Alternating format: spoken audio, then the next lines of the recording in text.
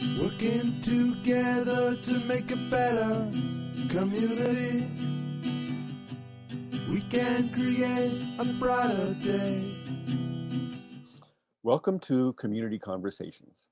I'm your host, Steve Mantis, and my guest today is Lana Vukelic, CEO of Habitat for Humanity. So you're watching this now, but everything's changed with the pandemic.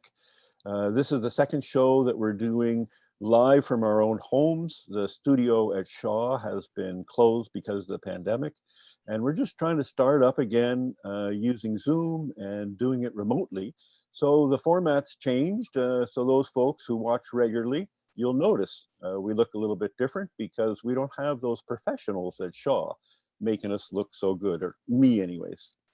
But back to our show. Lana, thanks so much for joining us. Tell us a little bit about yourself and your background. Are you Thanks. a local person from Thunder Bay? Thanks for having me, Steve. First of all, I consider myself local now. I did live here approximately 20 years ago, but really, I grew up in Toronto. I came to Thunder Bay and I worked at Intercity Shopping Center, and that was post the expansion. And I did my stint and I went back to Toronto, and here I am again. Feel like a local girl. My mom lives here, and now I want to spend my time with her in her later years. Well, we're so glad you're back here in Thunder Bay. So how long have you been back now? About 2.5 years. I did retire in Toronto, and when I came up to be with my mom, I like to get involved in local things, and the opportunity certainly came up with Habitat. I've done a lot of development work in Toronto and property management, so certainly those were skills that I thought would be good for Habitat. Excellent. So now give us some background about Habitat for Humanity, both Thunder Bay and maybe the larger program. How long has it been around for? The local chapter, which we term as affiliate, started in 1994. So it's been around for a few years, but Mhm. Habitat as an organization started in Canada in 1985 in a small town, Winkler, Manitoba. But the Mhm. organization of Habitat for Humanity has been around since the 70s, 1970s. And it's a global organization. And certainly in Canada, there's about 56 affiliates within 10 provinces. So it's a fairly large organization, but it is global. And when Jimmy Carter got involved, a lot of Mhm. people think Jimmy Carter started the organization. He didn't, but he and his wife got involved in the 80s in United States. And certainly that became a huge media event about the organization and really put it on the map. And so people started understanding, what Habitat did and how large it was. So, we do have that little snippet of Habitat bringing people together to build housing locally. What's the mandate of Habitat, and what are some of the various activities? Well, it's a volunteer based organization, and those are the roots of how it was started. It's neighbors coming together, to help others who need, Mhm. their barn or their home repaired, etc. And with that as the basis, what Habitat is doing today is that we're mobilizing the community through volunteers to build and help people who need homes. And so what we do is we build homes to create personal stability, uh, dignity, and also decent housing, because there's some people that don't live in decent housing and they can't afford it. And there's health issues that they're experiencing as a result of that, whether it be mold or dangerous neighborhoods, what have you. So what we want to do is certainly look at the marginalized families and people, and be able to create a home for them. And they in turn, have a mortgage with Habitat. It's an interest-free mortgage, and there's no down payment involved, because traditional financing is not something that's ever going to happen for them for home ownership. So what we do is, so we're not giving the homes away, we're building them, we're creating responsibility, we're creating an opportunity to create um, wealth for your family through mortgage payments, and you're building equity, and that's really important for stability. And you need an address to have a job, a lot of those kinds of things that we do. So we're helping families not go into poverty, and I think that's really the key. And if you help families in that fashion, they will work together, to keep the home going.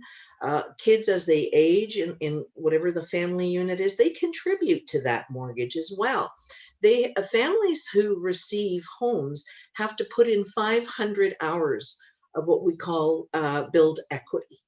And so while the volunteers are building their home, once they're selected, uh, they come in and they help. They do everything from grading, from doing events, from selling tickets for raffles, what have you.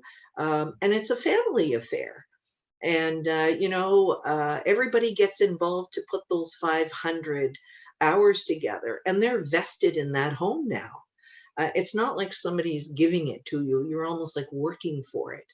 And I think that's what the difference is than, just getting a home. And people really appreciate and maintain their homes once they're in there. And what Habitat Thunder Bay does is, if you're the recipient, once you get your home, we teach you about budgeting. We send you to various courses and things to learn more about caring for your home, budgeting, all of those things that we need to know in order to prosper and make our own life situation better. So there's a package that we give along with the home, which is kind of exciting. And planning, now you have equity you're building, so now you should be planning for your children as well. And so all of those things in that life cycle, we try to provide as a starting point. So it's much more than just building a house. It's, it sounds like it's kind of building community. It's building resilience for families and building community. Did I get that right? You sure did. And it's really important because you're building more friends. You're learning how to do things for your own home, for basic upkeep. You're learning about maintaining values. And it's a home. We build homes that are as green as possible, because there is a financial factor involved as well.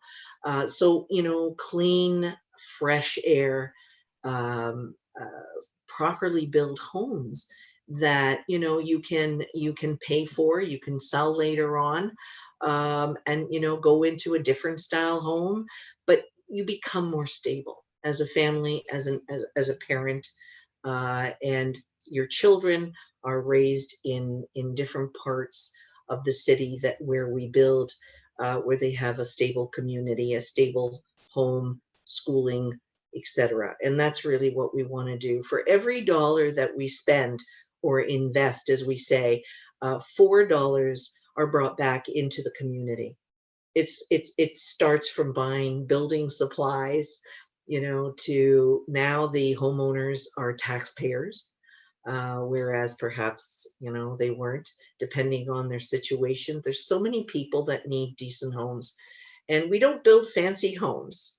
We build safe, great starter style homes. We just finished a build. Well, it's not completely finished, but almost, on Leith Street. It's actually it's a duplex, 2 homes in one, with 5 bedrooms on each side. And that was a pretty bold move, by the staffing prior to my arrival. But then the pandemic hit, there were some delays and things like that. But the community came out because we have such high supporters, and they came out and gave us some funds to finish these homes. So we're very close to completion and delivery for December. I know on prior media, I said we'd love to give it for Thanksgiving, but unfortunately, weather plays a role, and they're huge, huge homes with 5 bedrooms. So there's a lot of drywall work and just work to do. And but we're so happy and can't wait to give the keys to those 2 families. And this is the kind of joy that we get, when we're making a difference in a family's life. It's so exciting. I know my own personal experience, and the research we've done is that in our modern society, everything happens so quick. It seems like these days, and people may not have kind of those connections, those social connections that we've had in previous generations, and we sometimes lose that sense of belonging. And I know when I lost my arm, 42 years ago in an industrial accident, and I was in the middle of adding on to my house, and people rallied and came and helped me to close it in and make it ready for winter. And that gave me such a strong connection to my friends, to my community, and also a need to give back. That people helped me when I needed it. I need to then pass that on, pay it forward, I guess, as you say. Do you see that happening as well with the folks that participate at Habitat? Absolutely. We have some diehard volunteers. We have over 200 volunteers, which Wow. work in the restore, work on the build, do everything. And we have people that help me in the office. I don't have staff to assist me in different ways, and so we rely on our volunteers. They cut our grass in front of our office. I mean, they do so many things. And the volunteers that were and still are on this build, there's 3 gentlemen that are just amazing. They cannot do, in their mind, enough. And I just every day thank my lucky stars that I have these people, because it's a big job to build a big duplex. But we have trailers, tool trailers. We have all kinds of things where volunteers. We have volunteers that have been with us, that work in the restore, in the donation center, that have been with us for over 20 years. I mean, it's not just about providing labor for something. It's providing camaraderie. We volunteers, that have lost family members, and they need some social, Yep. opportunity in their life, and they're like-minded. So this is the commonality. They want to work, they want to help people, they believe in what we do as a mission, and I think that's really important. And then they come out and do it, and they want to know, what else can I do, because they enjoy doing it. And but they're aging, and they can't do things on the build that they used to. That's just a product of what's happening in our society. And we're looking for more volunteers who can sort of pick up where these folks are coming. A lot of them are retiring, and we're always looking for new recruits, as they say. If people are interested to help us build, have a little build savvy, or just want to do stuff around the restore, there's just so many ways to help us. They can go online on our website. It's habitattbay.com, and they can press the volunteer button and fill out a brief questionnaire and let us know a little bit about yourself, and we'll get you started. It can. There's so many things. You don't need a lot of time. I did a lot of volunteering myself over the years, and it's just so rewarding to do something for someone. It just makes you feel so good, and it rubs off on other people. And I think that's what's really exciting about our community. Uh, People in Thunder Bay are awesome. Sometimes they need to be given a task and they'll just go with it. And we're giving you that opportunity to think of joining Habitat as a volunteer. Let us know what time, how much time you have in a week, in a day. Doesn't matter. We'll make it work for you, and it'll be very rewarding for you. We guarantee it. So you mentioned the Restore, and that I'm a big fan of the Restore. I love it. It's over there on Squire Street in kind of the inner city area, I guess. It's stocked full of stuff. Where does it all come from, and how do you acquire that? How does it work? Because there's great deals. I love shopping at the Restore. Well, we certainly try to get the deals in. The Restore was founded on the basis of, bringing in gently used articles, or articles that you can repurpose, from a hardware kind of perspective. And so, people would bring in businesses, people that are renovating in their homes, and bringing in everything from furniture to toilets to bathtubs, organizations that, have overruns on things. We have a lot of commercial donors as well of new product. So all of those things come from the store. We have some very, very big partners in retail that do a lot of donations, like Home Depot. And so we get a lot of product from some of the retail businesses in the community, and we're very thankful for those. So we have flooring, we have everything, and we have gently used products. So there's always something new, because today it's here and half an hour later it's gone. And so we encourage you to come in. We have some antique type of things too, or vintagey. You might need that glass doorknob, to finish redoing an older style home or something like that. So there's always something to be found. But as our retail landscape is changing, particularly with the pandemic, we're also getting product like clothing. We're getting soft goods. We just got a shipment in from bedding, high-end luxury bedding. So there's all kinds of things coming in that you traditionally wouldn't see in our store. We have decorative pieces for your home, for your bathroom.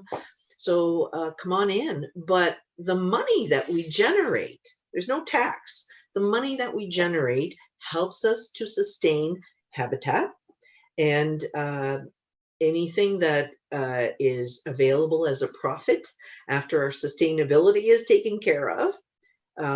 We pay for rent, we pay for taxes, we pay all those things for the store and our office. But anything else that's done for after that goes back into the build. And so we want to keep that momentum going. So if you have things that can be repurposed, give us a call and we'll gladly do a curbside pickup for you. Excellent. So that's one of the areas that the volunteers can certainly plug into, and the build. So that restore happens 12 months of the year.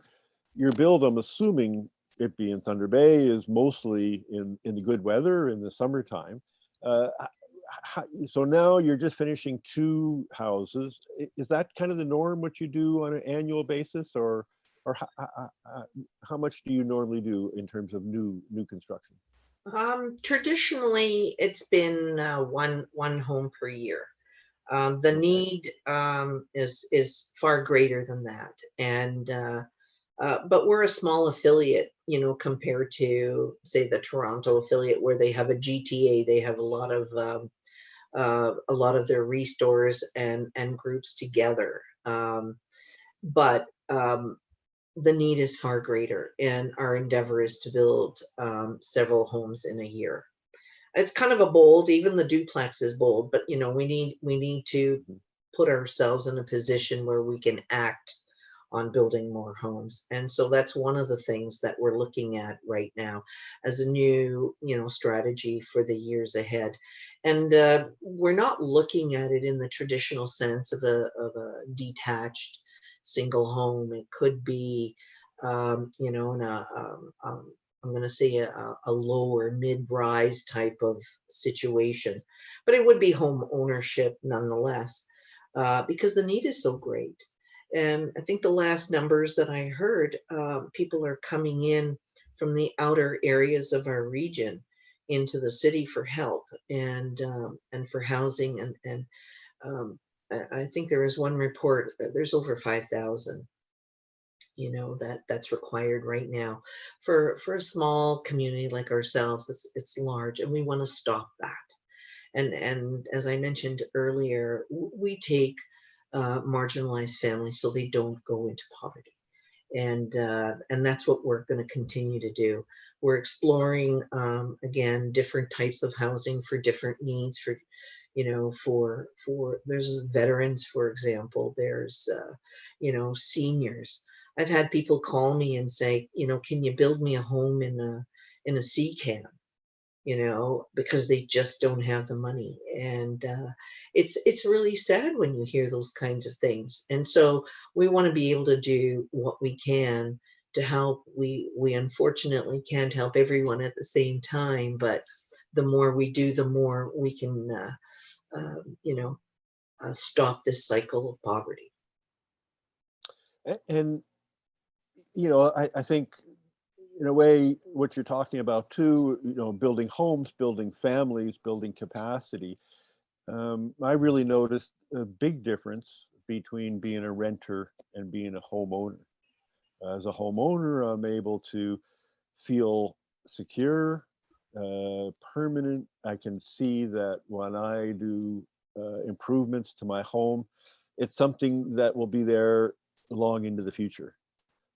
As a renter, you're always not sure how much you can do or should do, and in a way, having that home ownership, it kind of opens up doors for you to be able to use your own skills and abilities and curiosity to kind of make a better life for you and your family.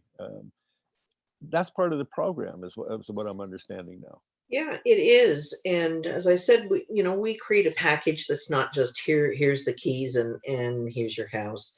And, when you're putting in the 500 hours of sweat equity, you're working alongside people.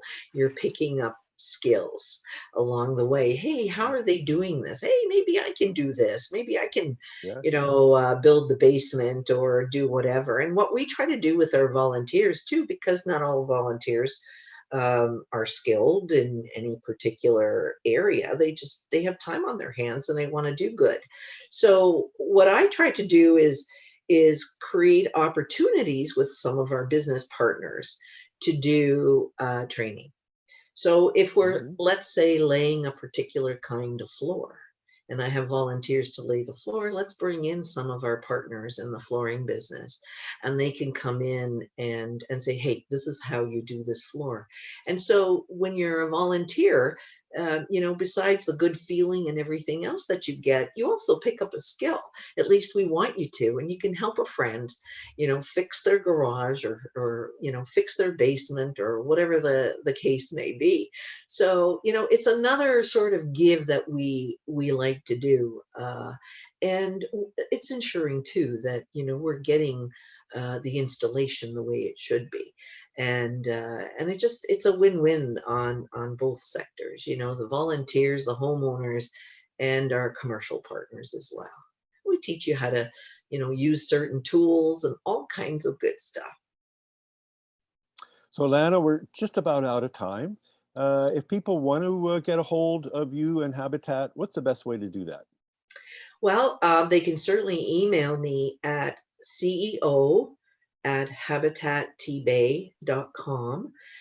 They can also contact us via our website, which is habitattbay.com.